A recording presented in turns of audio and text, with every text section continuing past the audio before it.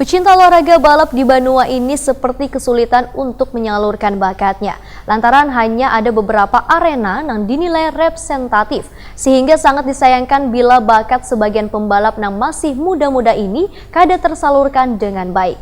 Maka diharapkan adanya pihak ketiga yang mau bekerja sama dengan pemerintah untuk mewujudkan arena olahraga balap ini.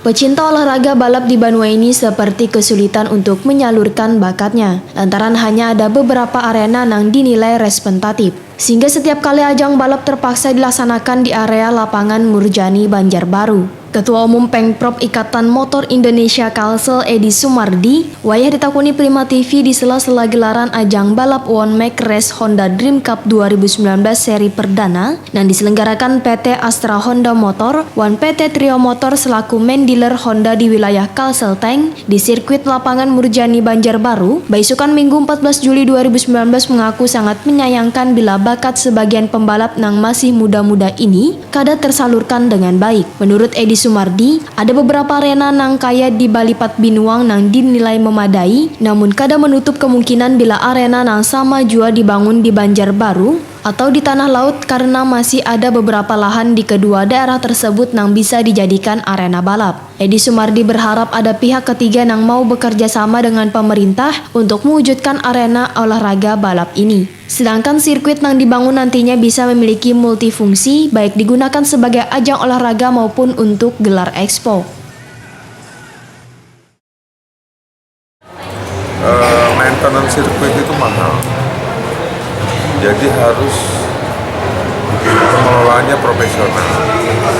Kalau hanya mengandalkan event bisa dihitung, tapi kalau misalnya bisa berfungsi banyak, saya pikir investor ataupun pengelola ini akan break even point ataupun biaya-biaya itu bisa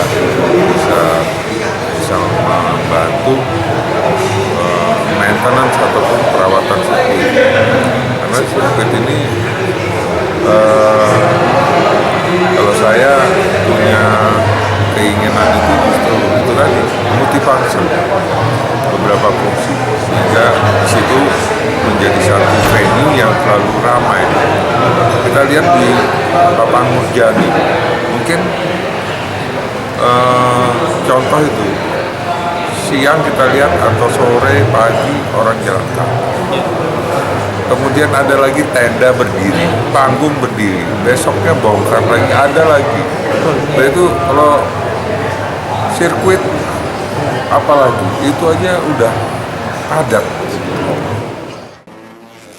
Direktur Marketing PT Trio Motor Antonio Silitonga menyambut baik adanya keinginan IMI untuk memiliki sirkuit balap permanen One bersedia bila diajak bekerja sama. Antonio Silitonga menyatakan bila Kalimantan Selatan nampaknya harus selalu menyelenggarakan Dream Cup, terbukti dengan banyaknya peserta yang mengikuti kegiatan ini.